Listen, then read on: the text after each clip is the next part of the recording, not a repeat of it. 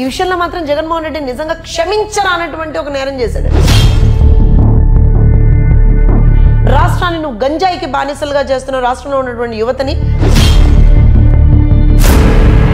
నిజంగా I should appreciate him for that. ఎందుకనంటే first time MLA ఏం చేస్తాడులే, 2 చోట్ల ఓడిపోయావని తిట్టిన నోళ్ళు ఇవాళ రోజున. నేను చూశాను వాట్సాప్ కాల్తో 25 మంది దివ్యాంగులకి వాళ్ళకి ఇది కల్పించారని అంటే అది కొంచెం లోకేష్ గారు, నేను మళ్ళీ మాట్లాడితే లోకేష్ గారిని పొగుడుతున్నారు అనే ఫీలింగ్ వస్తుందేమో మీకు, కానీ బాధ్యత అని అందుకే అంటున్నాను నేను. ఆ పదాన్ని ఇప్పటికి ఒక 1000 సార్లు అన్నా. ఎందుకనంటే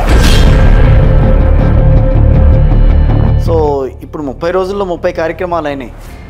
ఇంకా చాలా సంవత్సరాల పాటు వెళ్లాల్సి వస్తుంది. ఇంకా లేటెస్ట్ అప్డేట్లో కూడా వస్తే సాయిరెడ్డి గారి వ్యవహారం కూడా అదేంటి కదా, కొంచెం మాట్లాడే దానికి అంటే మరి గుమ్మడికాయ దొంగ అంటే భుజాలు తడుముకుంటున్నాడా, అందుకే అంత చిరాకు పడుతున్నాడా నాకు తెలియదు. దాంట్లో టీడీపీ ఇన్వాల్వ్మెంట్ అయితే లేదు.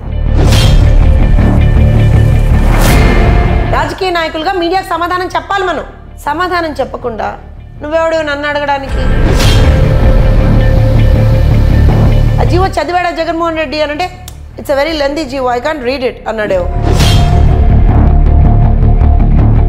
అరే నాయన, కనీసం దాంట్లో ఉన్నది చదువురా నాయన. గుడివాడ అమర్నాథ్ నీకే చెప్తున్నా,